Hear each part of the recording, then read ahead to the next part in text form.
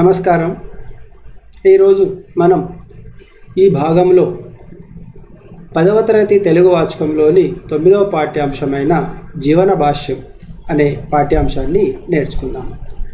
మనం ఇప్పటివరకు 1 నుంచి 8 పాఠాలకు సంబంధించినటువంటి అన్ని అంశాలు నేర్చుకున్నాం. ఈరోజు ఈ పాఠము నేర్చుకుందాం. ఇందులో 1వ భాగంలో పాఠ్యాంశం మొత్తం పూర్తి చేస్తాను. ఆ తర్వాత భాగంలో క్వశ్చన్ ఆన్సర్స్ పదజాలము ఎక్స్ప్లెయిన్ చేస్తాను.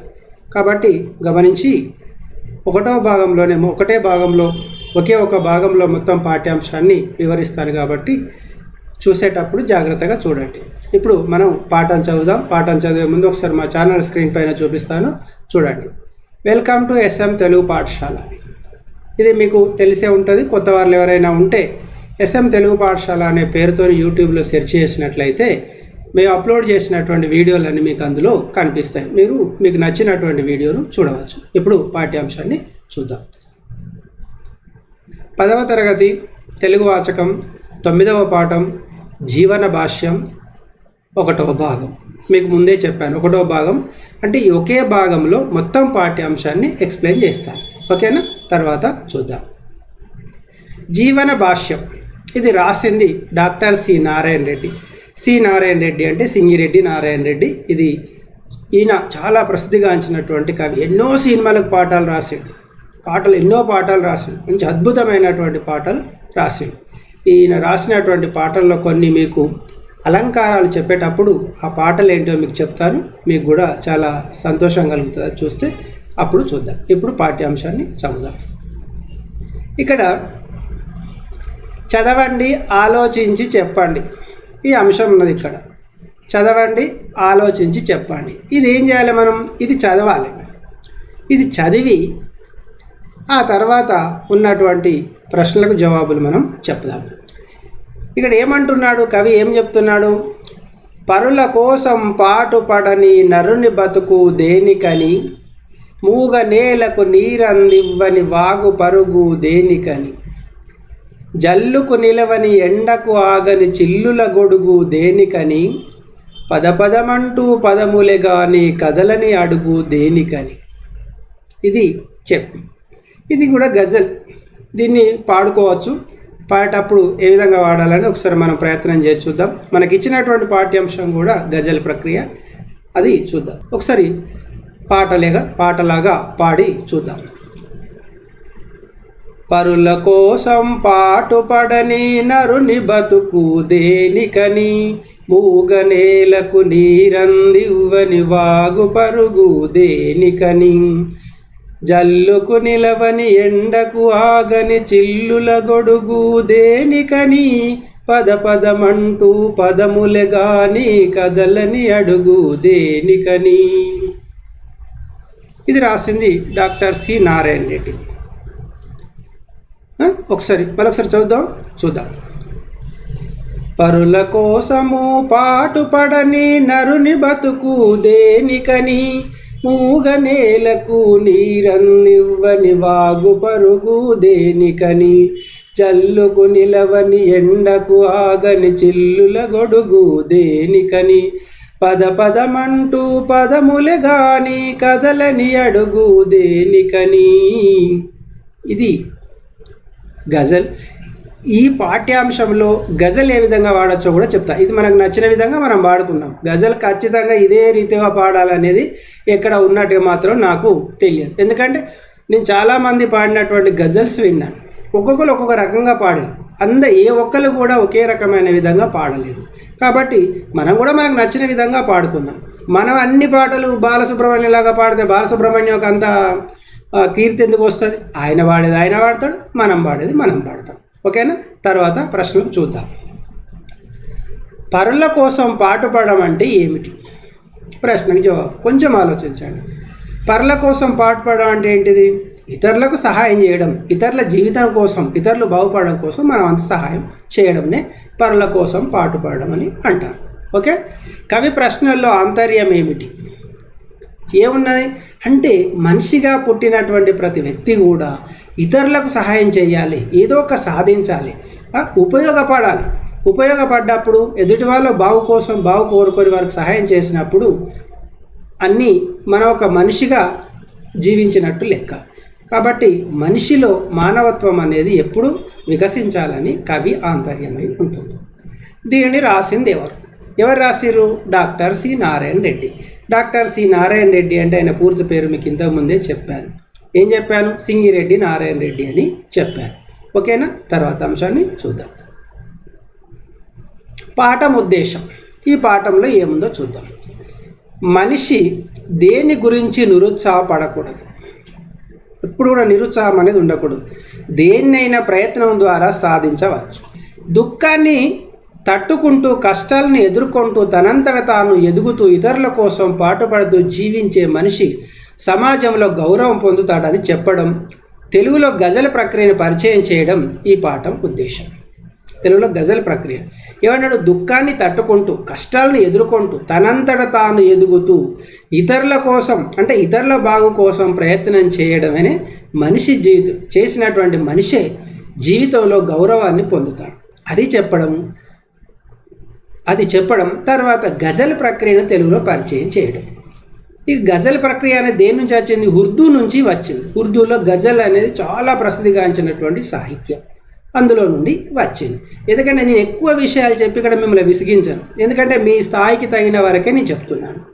నేను గజల్ సాహిత్యానికి సంబంధించిన చరిత్ర మొత్తం చెప్పిన అనుకోరి మీకు ఏమనిపిస్తుంది? కొంత అర్థమవుతుంది, కొంత అర్థం కాదు. నేను చెప్తే గజల్ ప్రక్రియ గురించి పూర్తి వివరంగా చెప్పినట్లయితే మీకు 10% అర్థమైంది, 90% అర్థం కాదు. కాబట్టి మీకు అర్థం కాని విషయాన్ని మీ దగ్గర నేను ఇప్పుడు చెప్పడం ఎందుకు?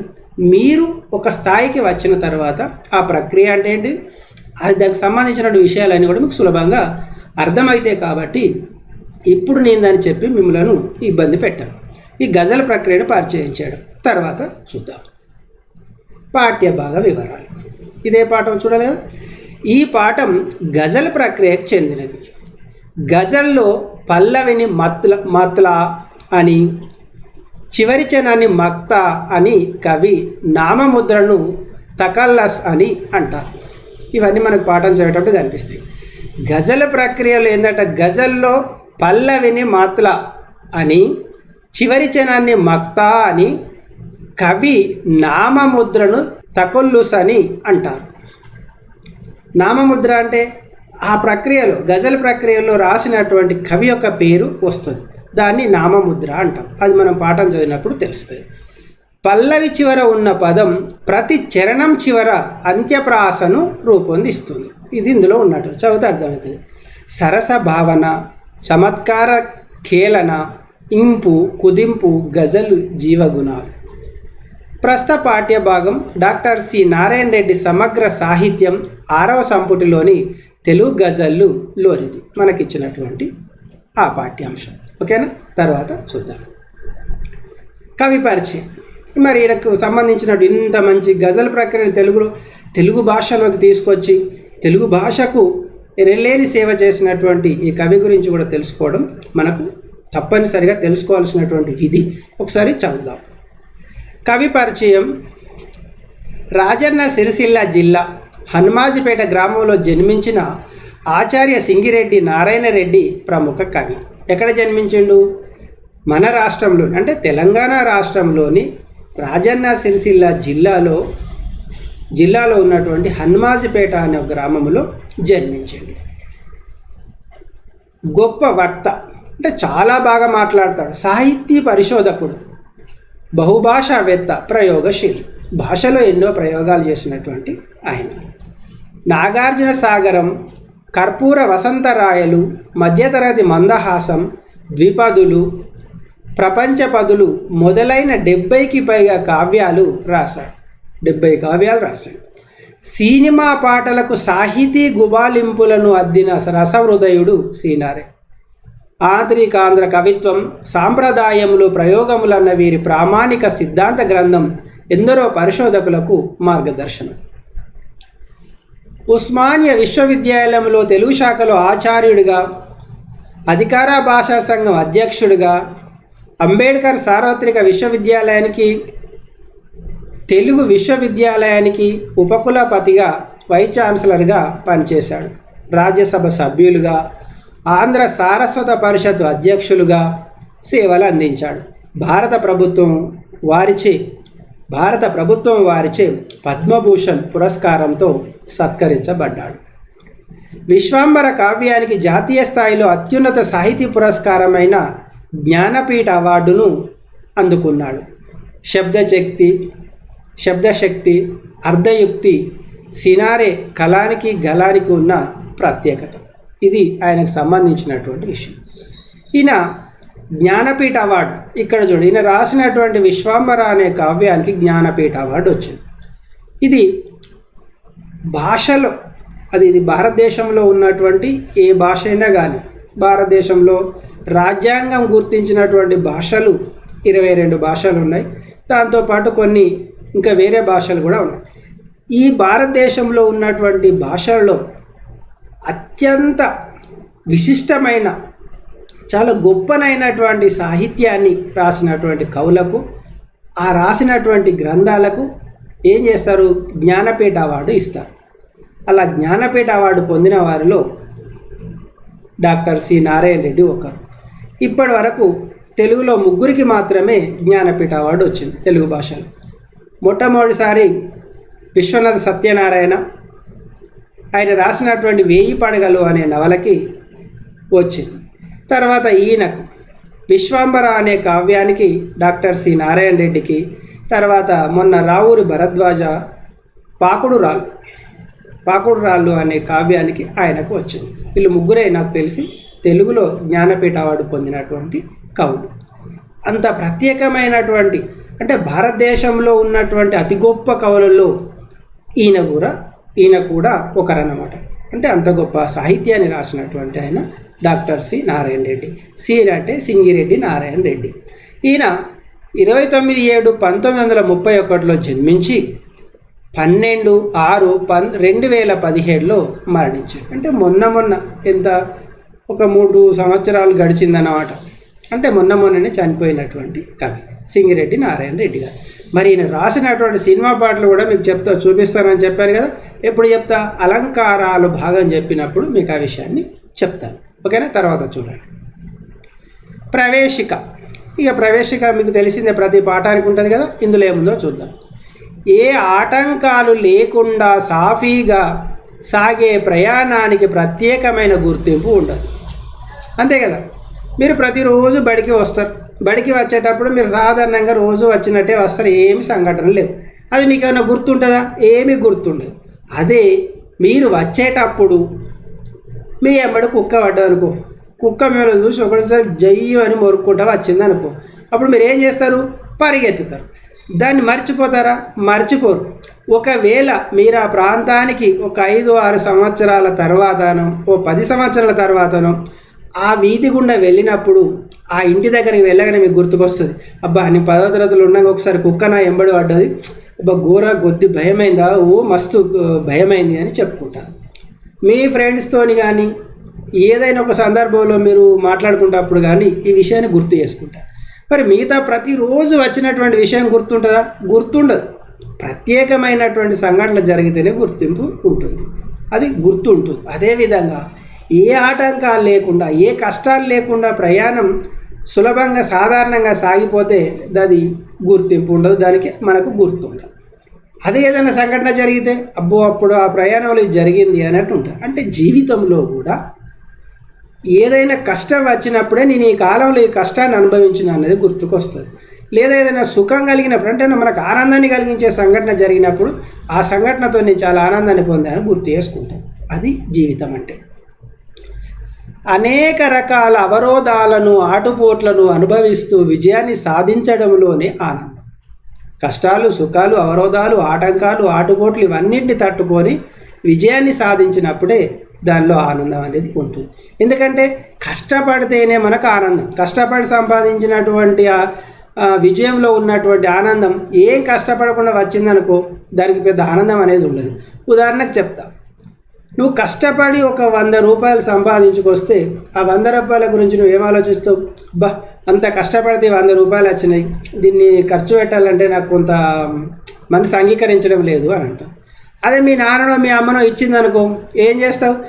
అడిగినప్పుడల్లా డబ్బులు ఇస్తారు కదా అని చక్కగా పోతావు, మంచిగా ఫ్రెండ్స్తో కలిసి స్వీట్ తినడో, కాఫీ తాగుడో, పిజ్జా తినడో, బర్గర్ తినడో, ఎగ్ పప్పులో కర్రీపప్పులో ఏదో ఒకటి తట్టుకొని మంచిగా తింటావు. అది గుర్తుంటుందా? ఉండదు. అదే నువ్వు జీవితంలో మొట్టమొదటిసారి కష్టపడి ఒక 100 రూపాయలు సంపాదించినావు అనుకో, అప్పుడు నీకేమనిపిస్తుంది? నా జీవితంలో ఇది నా మొదటి సంపాదన, దీనికి ఎంత అనే భావన నీలో ఉంటుంది, దానికి ఎంత గౌరవం ఉంటుంది. అది అన్నమాట. ఏదైనా ఆటుపోట్లు కష్టాలు కలిగిన తర్వాత విజయం లభిస్తేనే దానికి ప్రత్యేకమైనటువంటి గుర్తింపు ఉంటుంది, ఆనందం కూడా ఉంటుంది. సంతృప్తితో పాటు నిజమైన గుర్తింపు లభిస్తుంది. అటువంటి అనేక జీవన విలువలను ఉద్బోధించే మానవ వికాస భాష్యాన్ని విందాం. ఇప్పుడు ఈ పాఠంలో మన ఆ విషయాల్ని విందాం. ఓకేనా? ఇప్పుడు పాఠాన్ని చూద్దాం. మీకు ఇది గజల్ ప్రక్రియ. గజల్ మీకు ముందే ఏం చెప్పిన గజల్ని ఖచ్చితంగా నేను 4 వాడినటువంటి గజల్స్ వింటే 4 రకాలుగా పాడే, అంటే మనకు నచ్చిన విధంగా మనం పాడుకుందాం. అంతేగాని అయ్యో నేను వాళ్ళలేక పాడలేను అనే ఇబ్బంది మీకు ఏమీ అవసరం లేదు. ఓకేనా?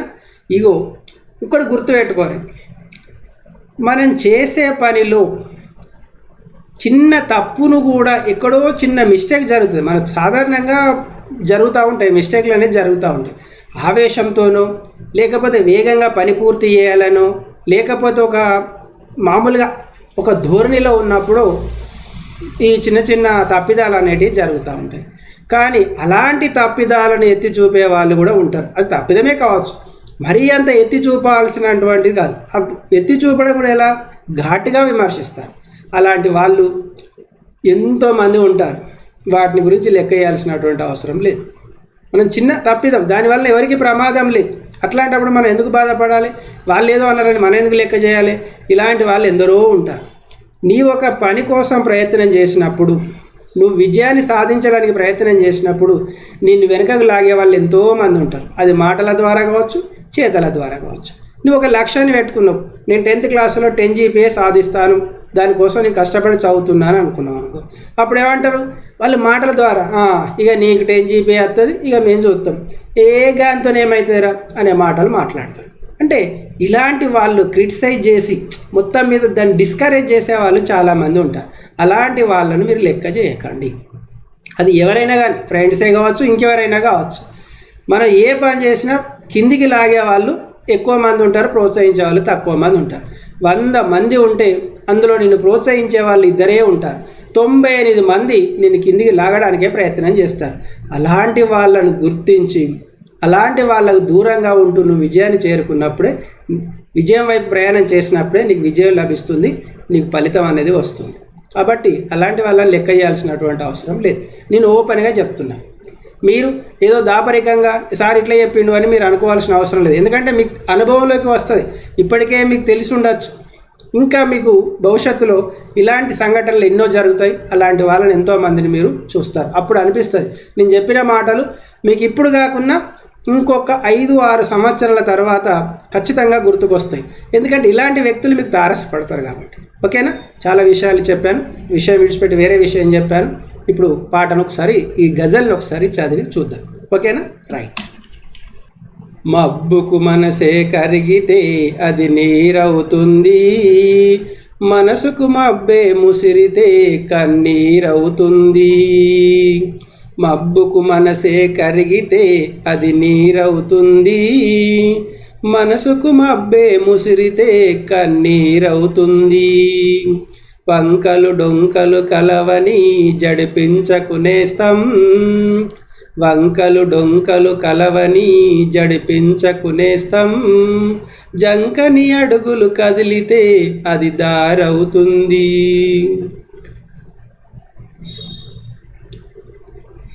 ఎడారి దిబ్బలు దున్నితే ఫలమే ముందనకు, ఇసుక గుండెలు పగిలితే అది పైరవుతుంది. ఎడారి దిబ్బలు దున్నితే ఫలమే ముందనకు, ఇసుక గుండెలు పగిలితే అది పైరవుతుంది. మనిషి మృగము ఒకటని అనుకుంటే వ్యర్థం, మనిషి మృగము ఒకటని అనుకుంటే వ్యర్థం. మనుషులు 10 కూడితే ఒక ఊరవుతుంది. ఎంతటి ఎత్తులకెదిగినా ఉంటుంది పరీక్ష. హిమగిరి శిరసే మాడితే అది ఏరవుతుంది. ఎంతటి ఎత్తులకెదిగినా ఉంటుంది పరీక్ష. హిమగిరి శిరసే మాడితే అది ఏరవుతుంది. బిరుదులు పొందే వ్యాప్తికి విలువేమిసినారే. బిరుదులు పొందే వ్యాప్తికి విలువేమిసినారే. చెరగని త్యాగం మిగిలితే ఒక పేరవుతుంది. చెరగని త్యాగం మిగిలితే ఒక పేరవుతుంది. ఇది గజల్. అంటే మనకు నచ్చిన విధంగా మనం పాడుకున్నాం, అంతేగాని ఎవరో పాడిన విధంగా మనకు నచ్చింది అంతే. ఎవరో ఒక్కొక్కరు ఒక్కొక్క రకంగా వాడుతున్నారు. ఎవరు ఇట్లా వాడుకుంటే మనకెందుకు, వాళ్ళకు నచ్చిన విధంగా వాళ్ళు వాడుకున్నారు, మనకు నచ్చిన విధంగా మనం వాడుకున్నాం, అంతేనా? అంటే ఖచ్చితంగా నేను ఎందుకు చెప్తున్నానంటే ఖచ్చితంగా ఇలానే పాడాలనేది ఉన్నట్టుగా నాకు తెలియదు. ఒకవేళ ఇంకెవరికైనా తెలిస్తే తెలియవచ్చు. ఇంకొకటి ఏముందంటే నేను నలుగురు పాడినటువంటి ఈ సాహిత్యాన్ని విన్నాను. నలుగురు 4 రకాలుగా పాడారు, ఒక్కొక్కరు ఒక రకంగా పాడారు. అంటే ఒకరు వాడిన దానికి ఒకరు వాడిన దానికి ఎలాంటి సంబంధం అనేది లేదు. కాబట్టి ఇలా కూడా పాడుకోవచ్చు. ఇది పాఠం, మనం పాడుకోవచ్చు, చదువుకోవచ్చు. ఓకేనా? తర్వాత చూద్దాం. ఇక్కడ చూడండి, ఈ పాఠ్యాంశానికి సంబంధించినటువంటి బొమ్మలన్నీ కూడా అందులో ఉన్నటువంటి ఏమన్నాడు, మనసుకు మబ్బే ముసిరితే కన్నీరు అవుతుంది. ఇది మబ్బు, ఇది మనసు. మనుషులు 10 కూడితే అది ఊరవుతుంది. జంకని అడుగులు కదిలితే అది దారి అవుతుంది. ఇగో వంకలు డొంకలు కలవని జడిపించకునేస్తాం. ఎడారి దిబ్బలు దున్నితే ఇది ఎడారి దిబ్బలు దున్నితే ఫలం ఏముందనకు అనేదానికి ఇక్కడ అంటే ఈ ఒక్క చిత్రంలోనే అన్ని రకాలైనటువంటి భావాన్ని చూపించిండు చిత్రకారుడు. ఓకేనా? తర్వాత చూద్దాం. ఆలోచించండి, చెప్పండి. మనసుకు మబ్బు ముసరడం అంటే అనడంలో ఆంతర్యం ఏమిటి? ఇంకా నేను ఏమీ చెప్పాను, ఎందుకంటే ఇప్పటికే మీకు చాలా విషయాలు చెప్పాను. జంకని అడుగులు కదిలితే అది దారి అవుతుంది అనడాన్ని మీరు ఎట్లా సమర్థిస్తారు? మీకు అర్థమయ్యే ఉంటుంది. దీనికోసం నేను మళ్ళీ ప్రత్యేకంగా చెప్పాల్సినటువంటి అవసరం లేదు. తర్వాత మనిషి మృగము ఒకటేనా కాదా చర్చించండి. కాదు అనేది మీకు తెలుసు, ఇంకా నేను దానికి చెప్పాల్సిందేముంది. హిమగిరి శిరస్సు మాడటం అంటే మీకు ఏమర్థమైంది? ఇది ఒక్కటి చెప్తాను. హిమగిరి శిరస్సు మాడడం అంటే, హిమగిరి అంటే మంచు పర్వతం. మంచు పర్వతం యొక్క శిరస్సు తల మాడడం అంటే ఎండ వేడికి సూర్యకిరణాల వలన ఏమవుతుందంటే అది మాడుతుంది. మాడంటే ఏమవుతుంది? ఆ మంచు కరిగి కిందికి ప్రవహిస్తుంది. అది ప్రవహించి హిమగిరి శిరస్సు కరిగి మాడి నీరు కిందికి ప్రవహించి అది ఒక ఏరులా మారి జీవులకు ఉపయోగపడుతుంది. అంటే ఒకళ్ళు కష్టపడితే మరొకరికి సుఖాన్ని అందిస్తారు. వాళ్ళు కష్టపడుతున్నారు, మరొకరికి సుఖాన్ని అందిస్తున్నారు. ఇది అన్నమాట. చెరగని త్యాగం మిగిలితే ఒక పేరు అవుతుంది అనడాన్ని మీరు సమర్థిస్తారా? ఎట్లు అనేది మీరు చెప్పాలి. ఓకేనా? తర్వాత చూద్దాం సారాంశం. ఈ పాఠ్యాంశం యొక్క సారాంశాన్ని ఒకసారి చూద్దాం. నీటితో నిండిన మబ్బులు తేమతో బరువెక్కితే వర్షమై అవి భూమి మీద కురుస్తాయి. నీటితో నిండినటువంటి మబ్బులు తేమ అంటే తెలుసు మీకు, బరువెక్కితే వర్షమై అవి భూమి మీద కురుస్తాయి. అలాగే మనసుకు ఆందోళనలు, బాధలు, చింతలనే దిగులు మబ్బులు కమ్ముకుంటే దుఃఖ స్థితి వస్తుంది. అది కన్నీరుగా మారుతుంది. కష్టాలు వచ్చినప్పుడు మనిషికి కన్నీరు వస్తుంది. ఒక లక్ష్యాన్ని సాధించడానికి బయలుదేరినప్పుడు అడుగడుగున ఎన్నో కష్టాలు, అడ్డంకులు ఎదురవుతాయని లోకం భయపెడుతుంది. ఇంతకుముందు మీకు చెప్పింది అదే, గుంజేటోడికి పై కిందికి లాగేటోళ్ళు ఎంతోమంది ఉంటారు. కానీ ఆ మాటలకు భయపడకుండా, నిరుత్సాహపడకుండా ముందుకు నడిస్తేనే విజయం లభిస్తుంది. ఆ స్ఫూర్తి నలుగురు అనుసరించే దారిగా మారుతుంది. బీడుపడి పనికి రాకుండా ఉన్న నేలలో ఏ పంటలు పండవని ఏ ప్రయత్నాలు చేయకుండా నిరాశ పడవద్దు. బీడుపడి పనికి రాకుండా ఉన్న నేలలో ఏ పంటలు పండవని ఏ ప్రయత్నాలు చేయకుండానే నిరాశ పడవద్దు. కష్టపడి ఆ నేలను దున్నితే, విశ్వాసంతో విత్తనాలు నాటితే మంచి పంటలు పండుతాయి. మనుషులు నలుగురు మనుషులు కలిసి పరస్పర సహకారంతో జీవించడమే ఉత్తమ సాంఘిక జీవనం. సాటి మనుషుల పట్ల సానుకూల దృక్పథాన్ని ఏర్పరచుకోవాలి. అప్పుడే అందరు కలిసి ఆనందంగా జీవించగలుగుతారు. అటువంటి మనుషులు కలిస్తేనే ఒక ఊరు ఏర్పడుతుంది.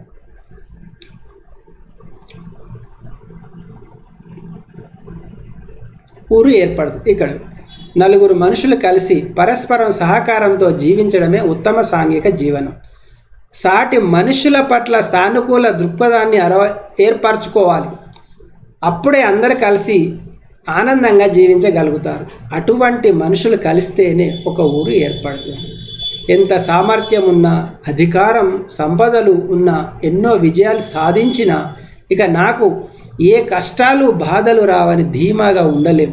విధి ఎప్పుడు ఏ కష్టాలు కలిగిస్తుందో, సమస్యల పరీక్షలు పెడుతుందో ఎవరు ఊహించలేరు.